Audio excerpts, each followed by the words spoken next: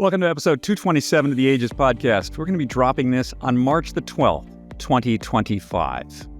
Today on the show, we have Dr. Scott Sherr, and we're going to be talking about methylene blue. Methylene blue is a very interesting compound because it compensates for mitochondrial dysfunction, which is present in about 94% of the United States population. Not only can it help you make energy, but it also increases your cell's capacity to detox, to work just like an antioxidant. So not only is it revving up the capacity for you to make energy, it's also giving you the capacity to increase your detoxification at the same time. And there's very few compounds on the planet that do both. So methylene blue has been getting a lot of press out there recently, and Dr. Sherr has some very interesting usages for it, including for menopause, symptom relief, and mitochondrial optimization. So we're going to hear from Dr. Scott Sherr, one of my favorite podcasts. We've had him on several times before. You're going to enjoy this. Methylene blue and Dr. Scott Sherr coming up in just a moment after a quick word from our sponsors. Today's show is brought to you by Timeline Nutrition with their breakthrough product, MitoPure, the first clinically tested urolithin A supplement, which is showing tremendous results for mitochondrial health. Go to timelinenutrition.com/ageist, use the code ageist at checkout, and save 10% off your first order of MitoPure. Red light therapy is one of the most studied science-backed ways to support skin health, and Bone Charge has perfected it with their ergonomically designed face mask and chest panel. And because you're an Ageist listener, you get 15% off with the code ageist15 at checkout. Head over to Bone Charge's website, linked in our show notes, and see the results for yourself. Today's show is sponsored by Fatty 15. Fatty 15 features the first essential fatty acid to be discovered in 90 years and is on a mission to restore your long-term health. Go to fatty15.com/ageist. Use the code ageist at checkout for 15% off their 90-day subscription starter kit. Without further ado, let's give Dr. Scott Sherr a call. If there are any questions you have about methylene blue or anything else, you can hit me up. David at weareageist.com, and I'll get back to you with the answers as best I can, or I'll forward them off to Dr. Sherr. Let's give Scott a call right now. Dr. Scott, how are you today? It's good to be back with you, David. How are you? I'm good. It is always, I feel like you are one of the more information-dense people that I speak with, which doesn't mean that you're a dense person. I mean, there's just... It's okay. Some people might think that. My wife especially. Well, so a few things. I want to catch you up on my experience with Turomune. So I take a half every night before I go to bed. So that helps with my sleep because it brings on the adenosine sleep pressure. And I have gone through the winter without getting sick. Everybody around me has gotten sick. And I'm going to tell you a quick story. So my wife comes to me. This is like 3 days ago. She's like, I'm not feeling so good. I think I'm coming down with something. I said, I have a solution. And she's like, and I've got a whole cabinet of David's cabinet of curiosities here. And I said, you want this? And I was talking to her on the phone. I mean, take the whole thing out, don't cut it up, and put it between your cheek and your tongue. She's like, really? And I said, yeah. She's, what's going to happen to me? I said, you're going to feel better. She's like, oh, okay, whatever. So 4 hours later, how you doing? She's like, I feel totally fine. Whatever it was is gone. I said, yeah, that's what you want. So I love it. Good product is all I'm saying. I love it. And you've had the same experience. I mean, in the sense that having an entire winter without having any colds or sicknesses is pretty amazing. Yeah. Hey, can you take cordyceps Turomune for forever, or do I build up an immunity, or what's going to happen there? Yeah. So my sense of it is that it's very, very safe overall. Cordyceps is from the cordyceps mushroom, just to kind of back up for everybody. So cordyceps mushroom has been around for over 10,000 years, at least in medicine. Of course, it's been around much longer than that on this here earth. And from a medicinal perspective, we've known that it has these amazing qualities for healing, for energy production, actually, and also for immune system optimization. And actually, it's one of the mainstays that you'll find in cancer alternative treatments because it's actually being used a lot in cancer as well.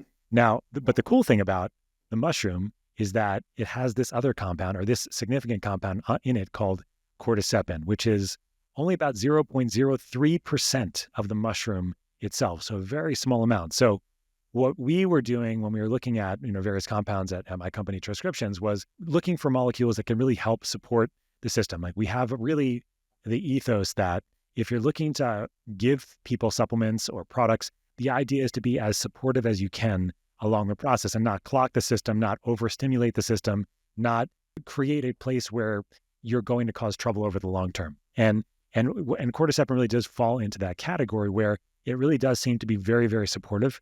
We've highly concentrated the actual ingredient itself, the cordycepin. So we have a 75 milligram troche in Trommune. We have something called Tro Plus Mune, which is our practitioner only strength, which is 150 milligrams. So we're really the first company to use these kinds of strengths commercially overall clinic. And from a research perspective, there's been a lot of research that's been done over the last several years looking at cordycepin as an anti-cancer directly, as an anti-inflammatory directly, as an antiviral directly. And so my estimation, to get back to your question, David, is that if your system's under stress, is anybody's system under stress that's listening? Right. Do you live on the 45th floor of a building that's frying your brain with EMFs? Just kidding, David.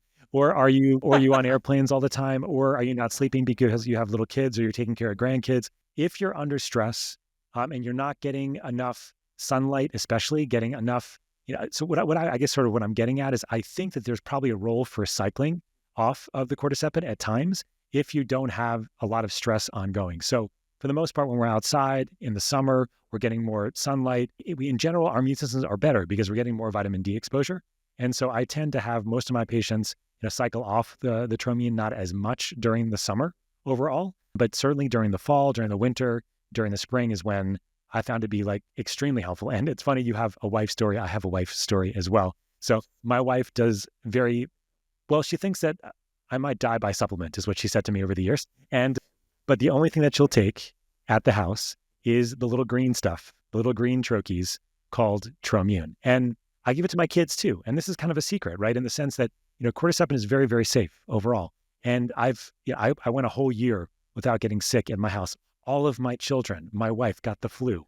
I did not, because I was kind of, not just, of course, Trommune, lots of other things that I was using, including Methylene Blue, which I know we'll chat about. But at the same time, I've just seen significant benefits myself. I've seen significant benefits in my kids if I give them very small doses, and in my wife. So the first time I gave it to my wife, she was feeling like she's coming down with something similar to yours. And if she gets a viral infection, a cold as it were, she gets that cough that doesn't go away for 2 to 4 weeks after she gets the infection. And not only does it keep her up at night, it keeps me up at night. And I have to sleep on the couch in some other location so that I can get some rest. And so I gave it to her on day 1 of her cold. And 4 days later, she was better and she had no cough afterwards. So she's a believer, and that's a very big deal and a very unique exception to how she thinks about the supplements I take on a regular basis. Yeah, it's a similar household here. So my tongue, most of the blue's gone. Yeah. So and when we talked earlier, there's a blue stripe down the center of my tongue because I had taken a order of a Methylene Blue. What is Methylene Blue? So Methylene Blue has gotten a lot of press over the last 4 or 5 months. We were the first company, just to kind of give some background, the Transcriptions company was the first company to come out with a commercial product using Methylene Blue back in 2020. We just had our 5-year anniversary, actually. So that was kind of fun. But only over the last couple months have people really heard about it. Although we've been breaking out into the practitioner world over the last several years, this particular compound has been around since the mid-1870s, actually. It was developed as a textile dye at that time. So if you were around in the 1870s and 80s and you were wearing blue jeans, the color, the actual color of your blue jeans was blue because of Methylene Blue. So pretty crazy how that's started, but somehow they figured out that this particular compound had a significant capacity to kill bacteria, fungus, virus, and especially malaria. So malaria was a big deal. It still is now, but there are very few treatments available for almost any of these microbial conditions at all. And somehow they figured out that Methylene Blue at relatively high doses would kill malaria. And the really interesting thing about it was you could give very high doses of Methylene Blue, which would kill things like malaria and other bugs as well, but it would not harm the human host. It wouldn't harm us. And that's why it got called a magic bullet at that time, because a magic bullet was exactly that definition. It had the capacity of killing bugs in the system, but it had no detrimental effect on the human host. And so that's why, a magic bullet, as it were. And so from about 1897, it was the first drug registered with the FDA. It was our new FDA at that time. And It was the only drug available as an antimicrobial really until the 1950s, when antimicrobials came around like penicillin, of course, and things from there. And so it was used for urinary tract infections. It still is used for urinary tract infections, coming back into play for urinary tract infections, especially in people with chronic UTIs and prevention at low doses. It's used for other types of fungal infections. During World War II, people that were stationed in the Pacific over near Japan had to use methylene blue prophylactically in case they got sick. And they had all these songs about methylene blue because it has a very interesting, benign side effect, which is to make your urine blue or green or neon green, depending on what else you're going to be taking that morning, especially if it's your B vitamins. And so there's all these songs about urinating blue during that time, and lots of fun to be had with blue urine, I would imagine. And so but it really left the world of antimicrobial treatment in the 1950s because of these newer antimicrobials that came around, which now obviously we know a lot of those antimicrobials don't work anymore because the bugs are now resistant. And so methylene blue is a very interesting compound because there's never been any resistance patterns that have been described to this particular compound compared to antimicrobial. So at higher doses of methylene blue, and we can talk about like low dose versus high dose, but at higher doses, it's still a fantastic antimicrobial and coming back around in that capacity. But after an antimicrobial and that sort of history, it also it has a very different life now as a fantastic mitochondrial enhancer. And it does that because it concentrates in the mitochondria and what it basically allows, and we can talk about all the details, is it allows the mitochondria to work better. It compensates for mitochondrial dysfunction, which is present in about 94% of the United States population. And so mitochondria are kind of a big deal, David, and I know that you think so as well. But the real key with methylene blue is that they figured this out because they would use methylene blue as a stain, as something that would stain cells. Or if you worked in chemistry class or if you're a chemist, you've heard of methylene blue because what it does is it stains cells, but what that really means is it concentrates in the mitochondria so you can see them under a microscope. And so another fun party trick is what these chemists used to put methylene blue in cookies and other batches of brownies and things like that, and then take them home, have everybody eat the methylene blue infused cookies, cakes, brownies, and you would have everybody urinating blue as well. So, another fun party trick along the way. Chemist humor. I mean, you have to have humor. Like if it's chemist humor, it's fun for chemists. Chemist nerds love, you love. So talk to me a little bit about the cognitive effects. Yeah. So when it comes to mitochondria, I think it's important to kind of give a big picture for people. So mitochondria, I'm sure you've spoken about it a lot on your podcast, David, or them, I should say. There's only one cell in our body that does not have mitochondria. Any guesses of what that cell might be? That's human. I'll give you a hint. It's what carries our blood. Carries our oxygen. I was going to say, red blood cells. Yeah, so red blood cells are the only cell in our body that do not have mitochondria. Okay. Now we have some tissues in our body that have tons of mitochondria per cell, and we have some tissues in our body that have very few comparatively. And so you can imagine that the more mitochondria you have per cell, the more energy is required in that tissue. Now, when I learned, back in 7th and 8th grade, as many of us did, about the cell, you saw there was a nucleus, there was a mitochondria, there was a endoplasmic reticulum, there was a Golgi body, there was the lysosome, there's a cell membrane, which, by the way, is the brain of the cell, not the nucleus. The brain of the cell is the cell membrane because that's able to tell the outside from the inside environment and doing all the interesting work. But that's just a side note. So mitochondria, energy producing, right? So they make lots of energy. This is how we make most of the energy in our body. And so what types of tissue in our bodies make the most energy or require the most energy? Actually, number one is our gonads, our ovaries, and our sperm. Number one. So are infertility rates an issue now, or fertility rates an issue? Absolutely, right? So this is a significant issue. So sperm quality, egg quality has been going down dramatically. This is because of mitochondrial dysfunction. Now, the second most mitochondria per cell are in your brain. And so your brain is obviously extremely important, and it needs a lot of energy, and it actually needs a lot of oxygen. So 20% of your cardiac output, of the amount of blood that's being pumped from your heart and the oxygen that it's carrying, is going to your brain. So it's a very, very energy intensive organ. So if you don't have the mitochondria working well in your brain, what are you going to feel? You're going to have brain fog. you'll have fatigue, you'll have concentration problems, you'll have issues with your memory, with recall, with executive function, which is the ability to keep things in your mind. So it's a huge deal. And then you also have a lot of mitochondria in your heart, in your liver.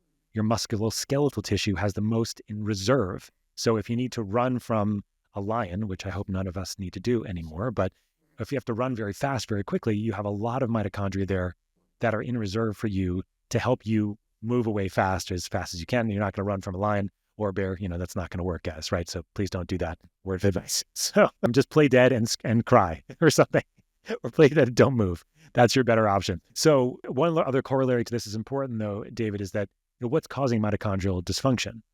So again, mitochondria, they make energy. They're extremely important. What's really causing dysfunction? There's a number of things. Number one is insulin resistance. So if you are insulin resistant, you have too high of a blood sugar, your mitochondria do not do well. So what's happening in your mitochondria is that they're trying to take energy from your food and making it into energy that we can make in the cell, which is called ATP, our energy currency. And so insulin resistance mucks up the whole system, making dysfunctional mitochondria. The second thing is toxins in our environment. It could be toxins in our food, in our water, in our air, in our cosmetics, in our EMFs that are microwaving us all the time, et cetera. Those are all causing some element potentially of mitochondrial dysfunction. There's also infections themselves, infectious and post-infectious symptoms. So I've worked with tons of patients over the years that have had COVID infections, mold infections, EBV infections, you name it, and their mitochondria are just really significantly impaired as a result of that. Also medications. There's very common medications overall that many of us take that are also affecting mitochondria. So proton pump inhibitors. So your reflux drugs like your omeprazole or Prilosec or Prevacid and Protonix, these are all mitochondrial destroyers. Actually, metformin. Metformin actually has a significant impact on complex 1, which is one of the complexes on the mitochondria that helps you make energy. So, and there are more things as well. So, but to give you a sense, so significant mitochondrial dysfunction because of all these environmental things. Obviously, stress is a big one too. So stress is a huge one. If you have a lot of stress, if you're not getting a lot of sleep, is also going to affect your mitochondria as well. So you have all this mitochondrial dysfunction. And then as a result of that, you're having these symptoms related to that sort of end process of mitochondrial dysfunction. And a big one, obviously, to get back, this is like the most long-winded answer to any question I've ever made in my life, David, is to bring it on, Scott. Is to cognition. Okay. So if you don't have working mitochondria in your brain, you're not going to have cognitive function that's optimal. And so if you can improve mitochondrial function with something like methylene blue, you can see the benefits of improving your mitochondria in your brain. So there's my very short answer to your question. You're working as a clinician. What's the dosage and the very important, the time of day? So both for Turomune and methylene blue, time of day is key. To talk us through this. Sure. So the methylene blue comes in various dosage forms. And what I mean by that, you can take it orally, you can take it as a troche, as we have at our company, which also can be swallowed. And the key is to understand a couple different things. The first is that methylene blue is just about 100% bioavailable no matter how you take it. So if you take it as a troche, as we have it, if you swallow our troches, if you get it IV, actually, almost 100% of the actual compound itself is going to get into the system. And that's very unusual. Most things that you take orally, most supplements, what happens is they go through what's called first pass metabolism in the liver. All that means is that you have to swallow it. It goes through your stomach, your small intestine, your liver, and part of that gets degraded or detoxified in some capacity. But interestingly enough, methylene blue does not have that particular quality. So it stays active because it has this capacity to be in several states at the same time or go back and forth between several states and stay active is the short story. So of course, if you get it IV, that's going to be the fastest. If you get it in a troche, it's going to be the second fastest. And if you swallow it, it's going to be, the third. And depending on your digestive capacity and how fast you digest things, it might take longer for women, for example, than men typically. Women have slower digestion overall, especially before menopause, especially when they're still having their menstrual cycle. After the menstrual cycle, things kind of even themselves out a little bit overall, unless you're on hormone replacement therapy. Okay. So the first thing to think about is bioavailability. And the second thing to think about is the dosing overall. And so, we used to think, and there's still a lot of information. In fact, there's a podcast weeks ago that I was listening to that was talking about, pretty high doses of methylene blue. Most of the studies have shown, like, I've been around what we call 1 milligram per kilogram, which is the average about 60 to 80 milligrams of methylene blue. But what we found over the last 5 years of doing this, and of new research that's come out over that time and just before, is at very low doses, 4 milligrams, 8 milligrams, 12, 16. These are fantastic mitochondrial optimization doses. So if you have fatigue, if you have brain fog, if you have energy issues, and you don't have an active infection or a chronic infection or an acute issue, these low doses are really, really good. And what's nice about these low doses is they're very well tolerated, and you can slowly titrate your dose over time to really figure out what's right for you. So overall, over the last 5 years, we've gotten tons of feedback from patients and from customers, my patients and from customers as well, is that these low doses are very well tolerated, and you just can slowly increase your dose until you start seeing the benefit. You start seeing that your energy gets better, your brain fog gets better, your pain and inflammation is improving. And starting off at these low doses is extremely important.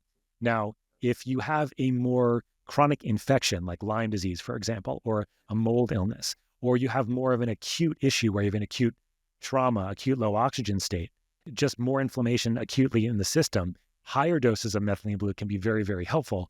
And I use them like this as well all the time in my patients. And that can be up to about 2 milligrams per kilogram, which is on average about 150 milligrams per dose, given over 3 to 5 days, and then ramping it down from there. So overall, if you're looking to support your mitochondria, you're looking at lower doses and you're looking at titrating that dose over time. You also asked about the time of day overall. So what methylene blue does, if it's going to increase your energy, you want to start taking it out usually in the morning to see how you feel. Now, it's not a stimulant, okay? It's not going to be like taking a cup of caffeine for most people, or having a little bit of a nicotine spray or something like that. It's going to be more feel just like your brain and sort of physically and emotionally you feel more elevated just a little bit. And part of that also is that methylene blue works by increasing a little bit norepinephrine, dopamine, and serotonin, the neurotransmitters in your brain. And it does that because it blocks the breakdown of those particular neurotransmitters. And that's going to make you feel more wakeful. It's going to improve your mood. If you are taking SSRIs or SNRIs, which is kind of like a newer class of serotonin reuptake inhibitors, you do have to be careful taking methylene blue. And I would only recommend you do that if you're working with a provider to make sure that you're okay. I mean, the risk is extremely low, but because you already have more serotonin around being on those medications or norepinephrine, it's good for you to just be aware and follow closely with somebody just as you're doing it. But as a result of having those additional neurotransmitters, your mood's going to be up a little bit, your energy is going to be up a little bit. So I usually dose methylene blue either once or twice a day. Usually the first dose is going to be at 8 or 9 o'clock in the morning, and maybe earlier, depending on how early people rise. And then have them dose again, maybe about 12 to 2 o'clock in the afternoon. And for a lot of my patients, that's really a great sweet spot, is like that twice a day dosing, especially when they're under more stress or they're recovering from something more significant. They have more significant mitochondrial dysfunction overall. It can kind of depend on the person, but in general, I find that it doesn't keep people awake, but I do like to keep it at that dosing overall and those times of day. When it comes to cordycepin or trommune, that you mentioned as well, just to mention that, is that so trommune, high strength cordycepin, as we were discussing earlier, it's an adenosine agonist, okay, which adenosine has lots of different roles in the body. It is primarily, in this case, what we're talking about, at least first here, would be it increases sleep drive. So anybody listening like their caffeine, of course, right? Caffeine blocks the adenosine receptors in the brain. That's why you feel more wakeful when you take caffeine. That's why if you have late caffeine in the day, sometimes it's harder to go to bed because you've blocked those adenosine receptors. So cordycepin, what it does is act just like adenosine. So it increases the amount of sleep pressure you feel. And I think, David, you mentioned this earlier. You do feel like, oh man, I really do need to get to my bed. That's that sleep pressure that you feel. So that's extremely important. And to that respect, we actually have a lower dose of cordycepin in Tro-Z at Transcriptions, which is our comprehensive sleep formula that has 8 different ingredients, including cordycepin and others that are working on the GABA system, which I know you and I have spoken about before. But that is a comprehensive way to improve sleep. But we have a lot of people that just take the Trommune itself because of that sleep pressure and because of the increase in deep sleep you get as well. But what you can also do with, this is kind of a little bit of a hack, as it were, David, and I think we've talked about this, but if not, here you go. If you take a quarter of the Trommune in the morning, you can do that, and it'll increase your ability to make more energy, and actually your workouts are going to be better as long as you drink caffeine before, because caffeine is going to block the receptor, and then you can take a low dose of the cordyceps, the Trommune, and then that combination could be fantastic for like a pre-workout. So what I do typically myself, and also a lot of customers will do this, and some of the internal team, we have another product at Transcriptions called Blue Canatine. And this is a product that is a combination of methylene blue with caffeine, nicotine, and CBD. And this is our true focus pre-workout, but productivity focus, get things done for 3 to 5 hours, like truly feel like you drop into flow. So you can take a little bit of Blue Canatine, and then about 30 minutes later, take your Trommune, a quarter of the Trommune, and that combination is fantastically effective for exercise performance as well. The troche is this little square thing, and it's got 4 smaller squares. So if we go back to methylene blue, if someone was starting out, you would want to take quarter of the large one. Yeah. So I can show people here real quick because I have one, of course, right? So it looks like this over here, and you can kind of see that it's scored in the middle with that cross. And this is a full troche. That's what we call them. So troches are dissolvable lozenges that go between your upper cheek and gum. As I was mentioning, with methylene blue, you don't have to dissolve this in your mouth. If you do, it is going to be a very blue mouth for a period of time, depending on how much you take. The nice thing about methylene blue, because of its bioavailability, is you can swallow it, and the mitochondrial effects are the same. It's just going to work a little bit slower. So if you have cognitive issues overall, brain fog, concentration issues with your memory, I do have several patients of mine that swear by it by the mouth, and they deal with the blue mouth, which you can talk about how to dissolve that faster as well. But yes, for most of my patients and also people that are just starting off with it, what I'll recommend is taking one small quarter of that. So that's the wrong side to give you. Let's see if I can do that better. You can take one small quarter of this, and then that looks like a little baby dose, which I have over here. And that's typically my dose, actually, is a quarter on a regular basis. So that's like a little baby dose right there. So, and you start off with a quarter, see how you feel. And then you, every 3 to 5 days, increase your dose to see how you respond to it. Does it give you more energy? Does it give you more clarity? Do you feel like a little bit of a lift overall? I mean, if you have a more significant mitochondrial dysfunction, do you have less pain? Do you see a significant, what I always say is that if you have 300 pounds to lose because you have a lot of weight on you, you're going to start losing that weight much faster and feeling better compared to somebody who has 10 or 20 pounds to lose, right? So you'll often feel it more in 2 ways, actually. If you're really well optimized already, actually, interesting, you actually will feel it. And if you're all very, very poorly optimized, you'll actually feel it as well, kind of on both ends of the spectrum. If you're kind of on like the spectrum where you have like just a little bit of weight to lose in that analogy, you may not feel it as much right away. But as you're titrating the dose, you'll get a feel for how it makes you feel. And then depending on what you're using it for, sometimes when I'm starting with people, I really recommend they start it every day, and they increase the dose every 3 to 5 days until they start feeling better. And this is often in people that have more significant mitochondrial symptoms. If you're using it more for like endurance, more for athletic performance, more for when you have more acute stress, then all you really need to do is find the dose that works for you, and then use it at that dose when you're under more stress or doing more endurance. And I have a good story about endurance. I was working with a guy here in Colorado doing his ultra marathon, the 100-miler Leadville race. Have you heard of the Leadville race?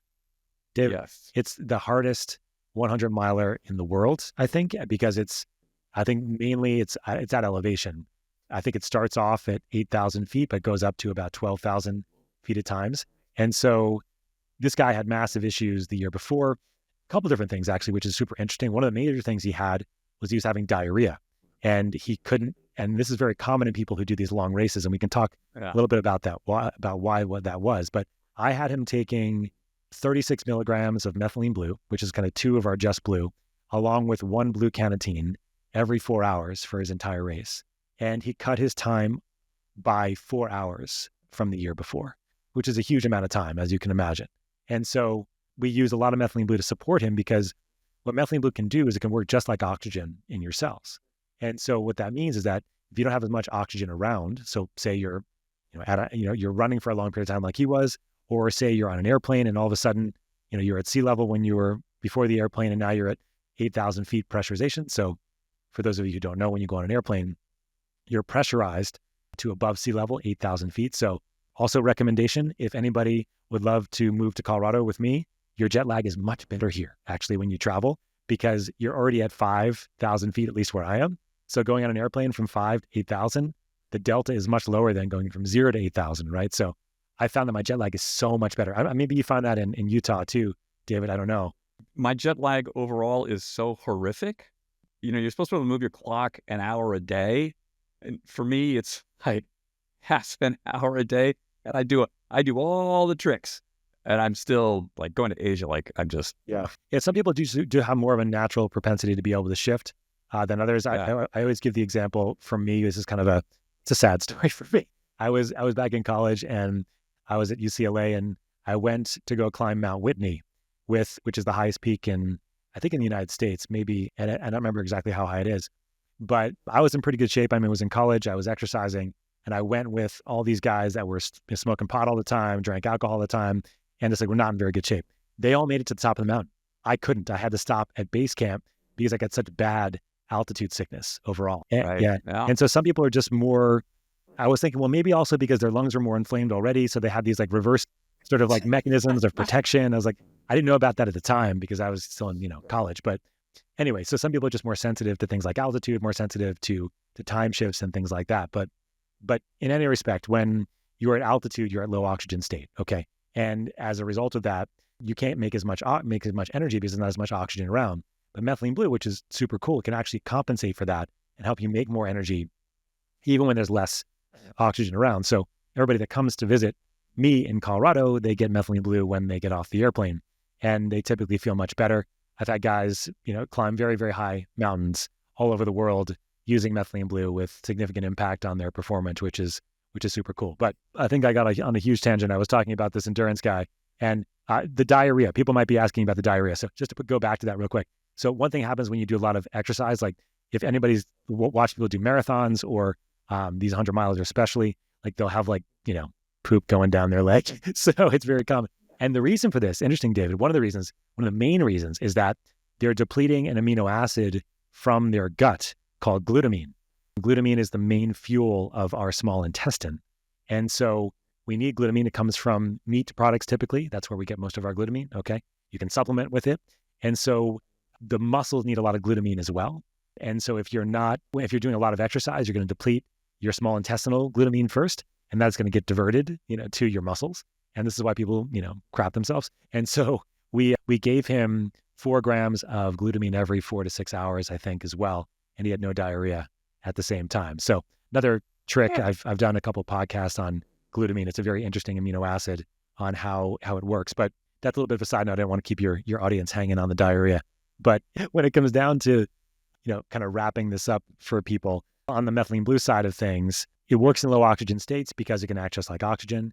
It can compensate for issues with the mitochondria, no matter really what those issues are. And, there's a lot of biochemistry there that I'm sure that your audience would get very bored if I talked about. But in essence, we have a mitochondria that has multiple different things that are happening. There's so many different pieces of it. We have these electrons that flow through it. We have these protons that flow through it. We have energy that's being made. And we also have to detox as well. And so the main thing that people forget actually is that when you make energy, you actually also have waste products of energy metabolism, in quotes. You have carbon dioxide, which we breathe out, which is a signaling molecule, of course. We have water. We also have what are called ROS, reactive oxygen species. And the beautiful thing about methylene blue, which I haven't said yet at this point, is that not only can it help you make energy, but it also increases your cell's capacity, your mitochondria, to detox, to work just like an antioxidant. So not only is it revving up the capacity for you to make energy, it's also giving you the capacity to increase your detoxification at the same time. And there's very few compounds on the planet that do both. We'll be back in just a quick moment after our word from our sponsors. Today's show is brought to you by Timeline Nutrition and their product MitoPure. I started taking Mitopure after I ran their science through our science review board, and they were very enthusiastic about it. In fact, most of the people on my science advisory board and their families now take Mitopure. So why do I take Mitopure? I take it basically for health span because, like, the truth is, I want to be 90 and I want to be able to ski and hike and play and do all the things I do now. Think of Mitopure as these little Pac-Men in your cells, chomping up the damaged mitochondria that make you feel old and tired and recycling them into new, healthy ones. And mitochondria are our cell's power generators. They're a key influence in how we age. However, as the years pass, and I've passed a few years, mitochondrial efficiency naturally declines, representing a large gap in the quality of life we can expect in our later years from the ones we actually experience. So do what I do, and do what my science advisory board does. We take it every day. You're going to notice a difference in 4 to 6 weeks. Timeline is offering 10% off your first order of Mitopure. Go to timeline.com/ageist. That's TIMELINE.com/ageist. Get 10% off. If you've been listening to this show for a while, you know we're big fans of smart wellness tech, especially when it actually delivers real results.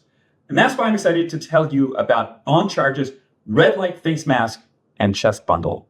Red light therapy is one of the most studied science-backed ways to support skin health, and Bone Charge has perfected it with their ergonomically designed face mask and chest panel. These devices use the most effective bioactive red and infrared light wavelengths to help you firm your skin, improve your complexion, and reduce fine lines and redness, all without any invasive treatments or harsh chemicals. And here's what makes it even better. Unlike other devices that emit blue and green light, which can disrupt your circadian rhythm, Bone Charge's red light mask is designed to be used morning or night without interfering with your sleep. And you guys all know how I feel about sleep. We don't want any interference there. That means you can incorporate it seamlessly into your daily routine and actually see the benefits over time. So if you're looking for a simple, effective way to level up your skincare and overall wellness, give Bone Charge's Red Light Mask and Chest Bundle a try.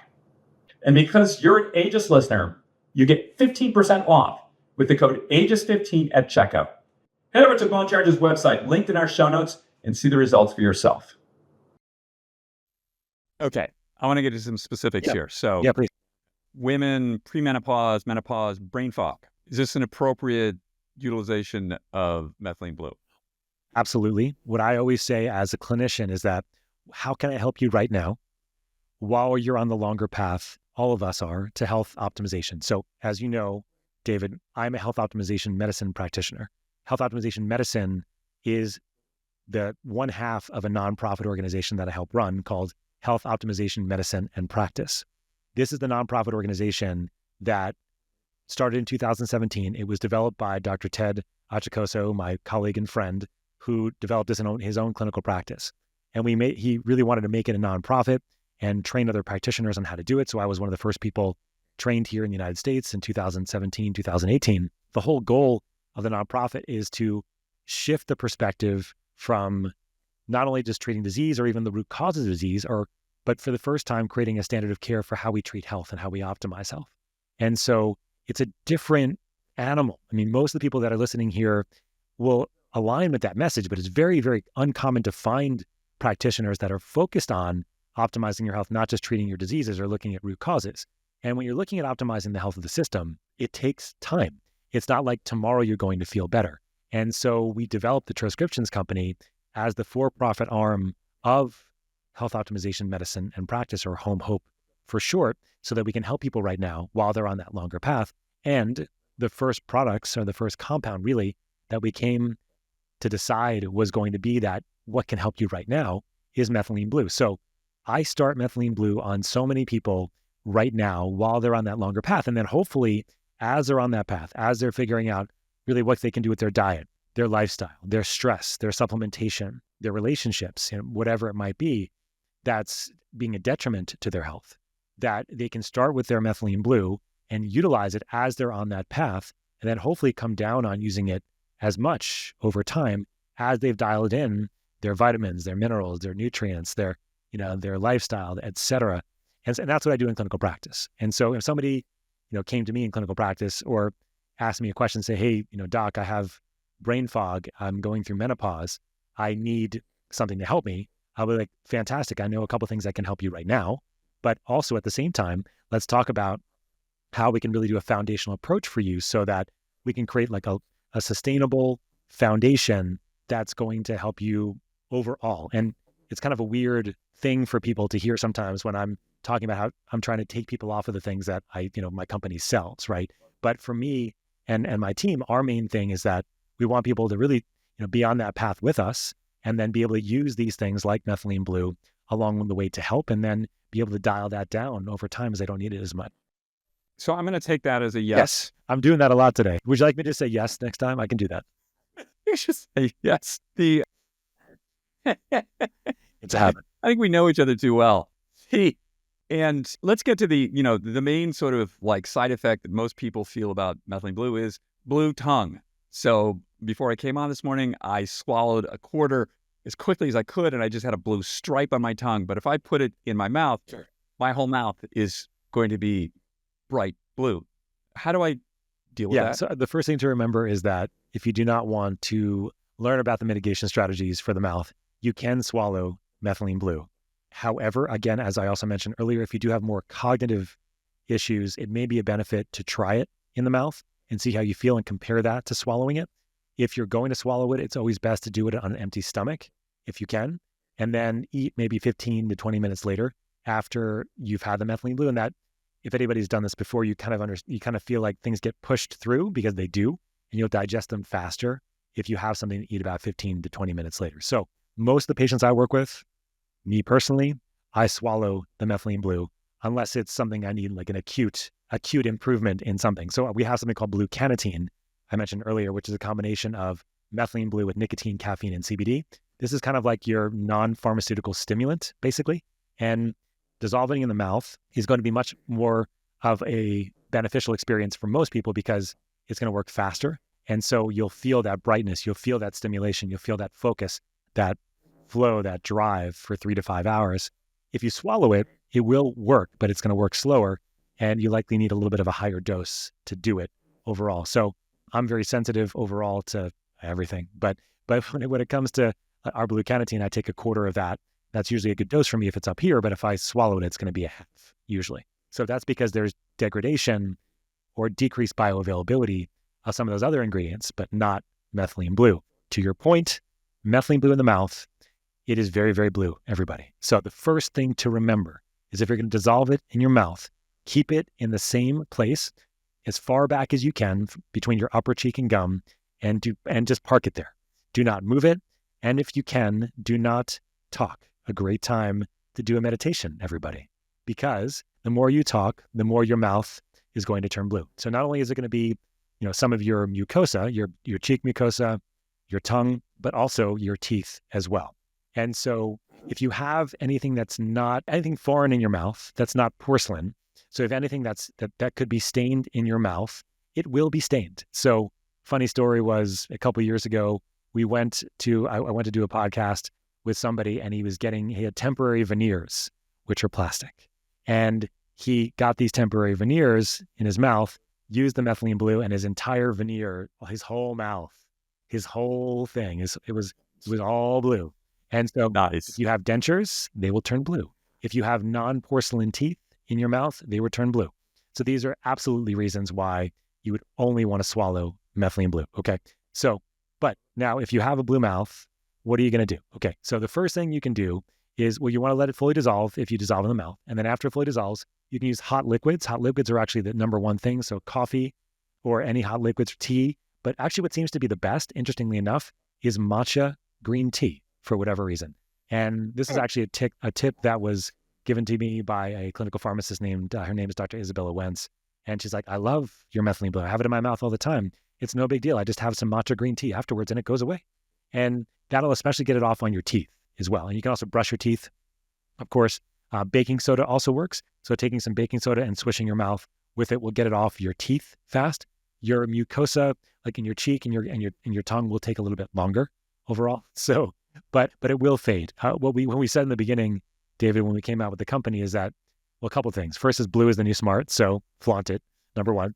And the second is people ask you why your tongue is blue, you can say, well, why isn't your tongue blue? Mine is because I'm smarter, right? And my mitochondria are working better. So, but we get it. Not everybody wants a blue mouth, and that's totally okay. So those are some of the tools and tricks. For the most part, if you're taking it regularly, most people are going to be swallowing it on a relatively regular basis.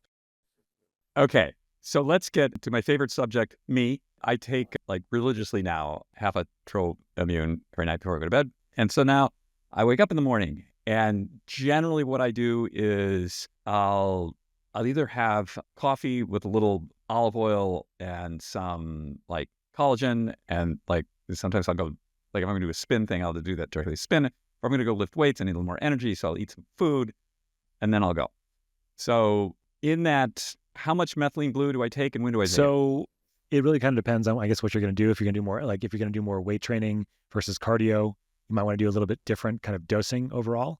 I find some of my patients refuse to not work out with methylene blue now because they can keep their heart rate up for longer while they're doing more endurance and cardiac work. So I usually think of methylene blue on its own as really great for more endurance related exercise. Oh, okay. So what I would be doing is taking it pre-workout 30 minutes before or so. If it's on an empty stomach, that should be enough. And titrating your dose to see what works best to keep your heart rate up for longer when you're doing more of the endurance aerobic work. If you're doing more anaerobic work, so weightlifting, for example, I usually use our blue carnitine for that, which is our combination with nicotine and caffeine along with CBD, because that's going to give you more of a pump overall because it's got that stimulant, caffeine and nicotine overall.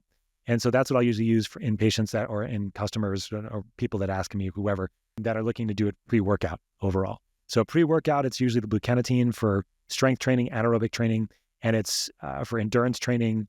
Pre-workout, it's typically our just blue, our low dose methylene blue.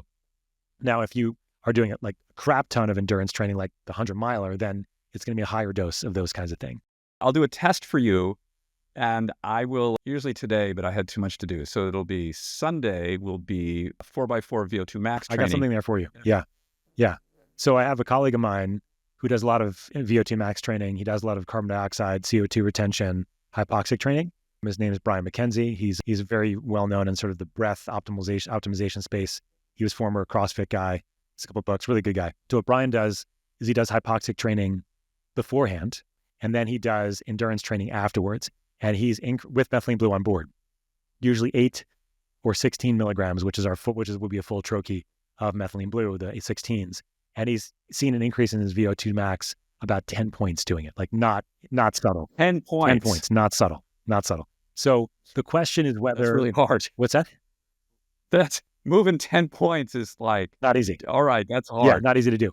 But he's also doing the hypoxic training ahead of time. So I think, and that's what that's doing is causing, a significant shift in physiology when it goes back to endurance training on sea level air. And so that's also driving more oxygen into his cells as well. So he already has a bump that way. But I think even for pure VO2 max training like you're doing, I'd love to see how it goes.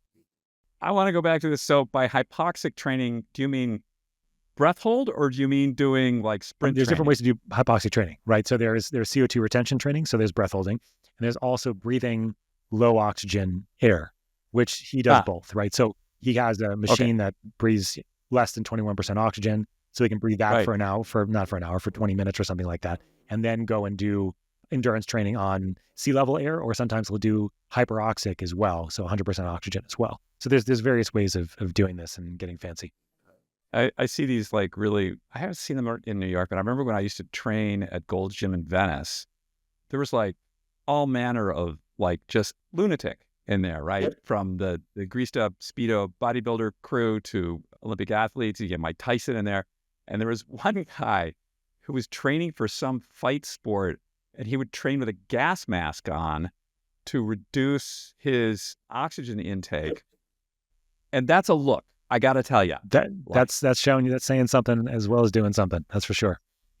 Yeah. And you'll see a lot of those now. Actually, there's a lot of different masks. You'll see people at the gyms now that are doing the low oxygen training. So it is actually quite interesting, but you have to be really well optimized to be able to do these things. Okay. Like you don't want to be like going to the gym for the first time and going hypoxic training. And it can cause a lot of stress on the system because when you're hypoxic, that's also going to cause all your stress hormones to go up too. So you have to be Right. aware of this. And so I'm always, I'm an oxygen guy too. And so I'm always thinking about how you can modulate this. But first and foremost, you have to build foundational health. You have to, first and foremost, you have to optimize your mitochondrial function. You have to deal with your stress and inflammation and toxins in your environment and stressful relationship. If you're doing the crazy stuff, it's like biohacking without a foundation, right? It's like looking at the new squirrel or like the new shiny object out in whatever location. And we all get there. And some people may think that, well, maybe methylene blue is one of these shiny objects, right? But what I've hoped I've been sort of creating here for you, all of you, is it's in a bucket where it really can create a sense of improvement very quickly, because you do get that, but it's not the only solution. It's not the only solution. You have to be thinking about more foundational approach as much as we absolutely can. And it's not always possible. And that's the other, I think, important piece here, David, is that I know a lot of people are starting off at a really bad place, like not a good place, and it's really difficult. But as soon as you can start feeling a little bit better, then everything else can shift too. And so that's where I found methylene blue could be really, really helpful. I can't get somebody to walk around the block because they can't move for a day afterwards. That's a big deal. But if I've seen like 4 of my patients like this, like they couldn't even walk around the block. I just started with their methylene blue very, very slowly, increased their dose. They started walking around the block. They didn't feel like they were going to have to live in bed for the next 3 days. Then what can you do after that? Well, you can start actually doing other things for your health, like cooking your own food and drinking better water and getting outside more, And so we think of exercise as being one of those cornerstone habits, right? As soon as you start moving and exercising, everything else can get better. And that is the truth, once you start moving, everything else can often get better. And methylene blue is just one of those amazing compounds, old compounds, safe, very safe compounds that can do this in a very, very significant way. Quickly, osteoarthritis and methylene blue. So again, I'm not going to go through my 10-minute spiel this time. I'm going to keep it simple. So osteoarthritis is, you have a lack of cartilage between bones. So what is going to be caused there is a local amount of inflammation. So what methylene blue could potentially do there is help with the inflammatory side of things, but it's not going to help with the anatomical side of things, right? So there's other things that you could be doing, and I have lots of different resources for my patients with osteoarthritis, and lots of interesting, newer off-label drugs that are being used actually for this, interestingly enough, and I have a lot of colleagues that I refer to, but in general, I would say it could be part of the process, but it would be a small part of the process probably of looking at other ways to improve osteoarthritis. I know you've been on these journeys as well with your legs over the years, David. So it still hasn't been solved. Red light and methylene blue. That's actually just thinking about, because you and I have discussed this about various reasons why you'd think about using red light for various body parts, which you can get into if you'd like. But the idea is that red light, or near infrared light specifically, so 680 nanometers or so, you'll find it in the sun, of course. You'll also find it on a lot of your red light panels that everybody has these days. Near infrared light at this level actually supports your mitochondrial function. It improves the capacity for you to make energy, specifically at one of the complexes on the mitochondria. There are 4, and this is actually improving complex 4, red light therapy or near infrared light. And what methylene blue can also do is donate electrons directly to this particular complex. So they work at low doses in synergy to enhance mitochondrial function. So they enhance energy, they enhance detoxification, they make you feel better. And so very important, it's something that's happened to me many times. You can feel the difference if you take your methylene blue and just go out in the sun and go for a walk. But also be careful. I've actually had something happen to me here, is that because it increases more energy capacity and more synergy, I was walking in 112 degree heat and I almost got heat stroke. And I was trying to figure out why. I was drinking water, but it was because I had the methylene blue on board. I was making so much more energy than I would typically make because of the heat. I was quite a sight. I had to fully decrease my core temperature by covering myself in frozen dog food, and it worked. In about an hour, I was back. But I don't recommend you do that. I recommend you go to the hospital. Yeah, Scott, this has really been a podcast of fantastic visuals. We've got the poop, we got the frozen dog food, we got the blue mouth. I'm sorry I don't have a picture to share with you of me covered in frozen dog food, but the idea there is that I was making so much energy that my body was releasing it as heat because I was in like ridiculously hot weather in Southern California.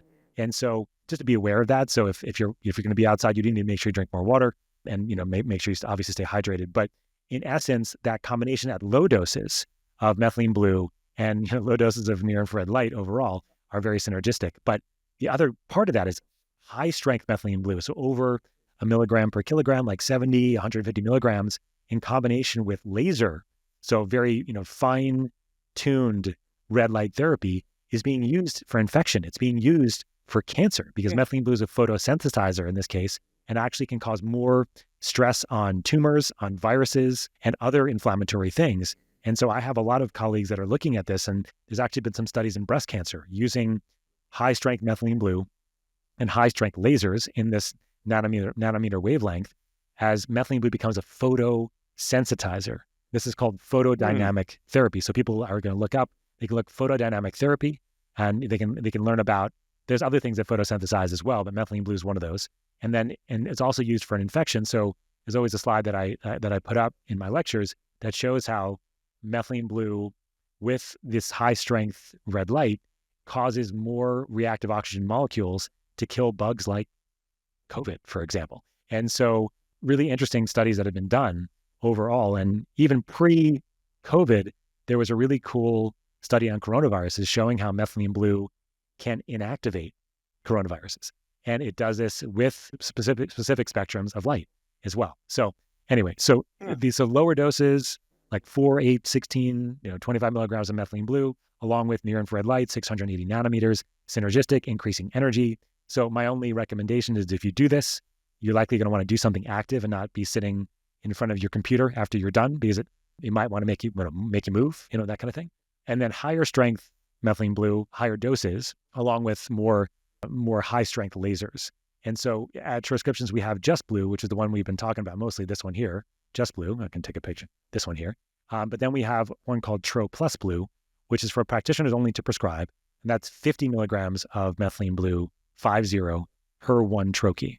And so that's more used for more acute mitochondrial stress, acute infection, acute inflammation. And so I have all my patients keep the higher strength methylene blue in their medicine cabinet, if people still call it that, at their home, in case they have an emergency. If they have an infection, they have an acute stress, like a trauma, God forbid a stroke or a heart attack. There are some animal studies, at least, that show that methylene blue can help save tissue. And so there's really no harm in taking a high dose once or twice for the most part. And so as a result, I have all my patients keep it in there just in case as well. So I find it very, very versatile.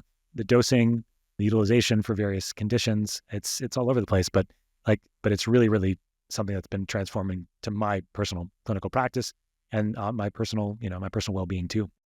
Amazing. This is always so much fun. I'm glad for the visuals this time. I think this is the most visual, but the one visual we forgot, actually, David, just thinking about it, is the cordycepin comes from the cordyceps mushroom, which is the zombie mushroom, right? How could we forget that, right? So cordycepin is a mushroom that infects arthropods, right? And like ants, and it takes over their nervous system and makes them into zombies and then brings them to a place where they can make and become mushroom factories. And nobody has to worry. Don't worry. If you've seen the show on HBO called The Last of Us with Pedro Pascal, this mushroom did not infect humans at this time, and you will not turn into a mushroom-containing factory if you take the cordyceps mushroom or cordycepin. So there, final visual for you to finish up. Amazing. Thank you so much. My pleasure. Always, as I said, one of my most information-dense guests, Dr. Scott Sherr. Scott, how would people get in touch with you or your company? So if you're interested in some of the products that we've been talking about here, so we talked about Troimmune, talked about methylene blue. So we have two strengths. We have Just Blue and Tro Plus Blue, and we have our blue cannatine. Go ahead and check out Transcriptions on the web. So we have transcriptions.com. We also have @Transcriptions on Instagram as well. We've done tons of blogs and information and education over the years on all of our products, and we have lots of it on our website. I've done other podcasts about methylene blue over the years as well. David and I have spoken about the cordyceps mushroom in detail as well in a previous episode. You can check out that as well. If you are interested in what I do, you can check it out, I think, a couple places. So the first place would be on Instagram @Dr. Scott Sherr, DrScottSherr. You can also find me on the interwebs in multiple places. You can find my clinical practice that is focused on health optimization medicine at home-sf.co. And I work with people all over the world using that framework. And if those of you that are interested and that are listening, use code AGEIST at checkout, you'll get a 10% off your order as well. Wonderful. Scott, thank you so much. This has been a It was a ball. pleasure, David. Thanks for having me. Big thanks to Dr. Scott Sherr. I think he gets the award for most appearances on the Ages podcast. I think this is maybe the fourth time he's been on. And I always find his podcast to be just so information dense. I've actually, since this podcast, we recorded this podcast a couple of weeks ago. And since then, I have been doing Methylene Blue. I started with, as his suggestion, like a quarter of one for a week. And pro tip, push it to the back of your mouth and swallow it. Don't let it sit in your mouth. You're going to get a blue mouth. And now I've moved to half of one. It's an interesting feeling. Like I feel, this is going to sound strange, but I sort of feel like myself 20 years ago. My brain feels quicker, faster. My body feels a little faster. So far, I'm a fan. My pee, however, is, for those of you that this is important, my pee is bright green.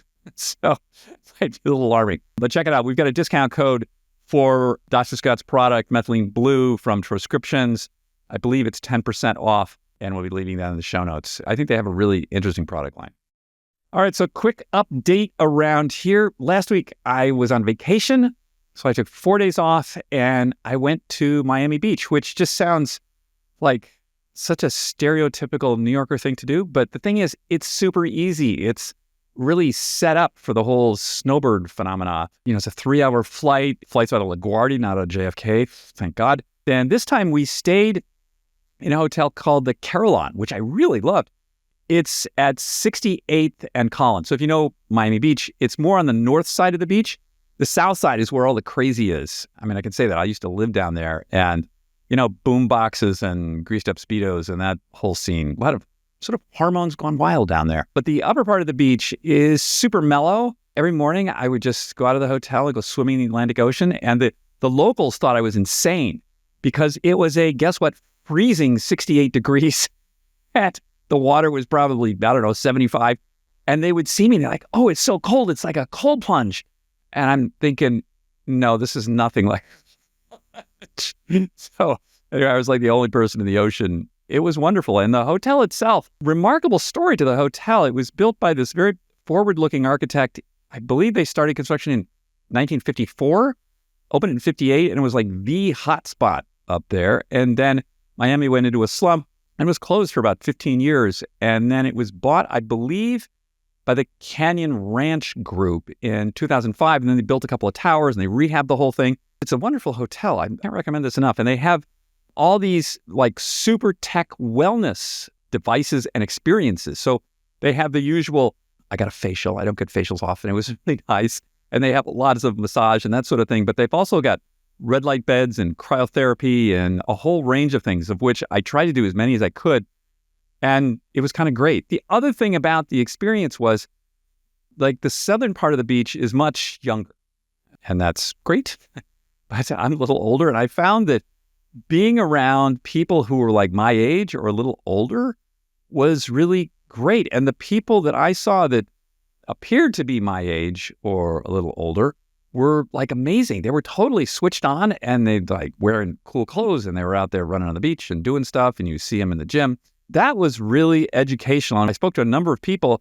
And so the strategy is if you're, sort of 60s or 70s, you buy a unit in one of these towers. It's beautiful.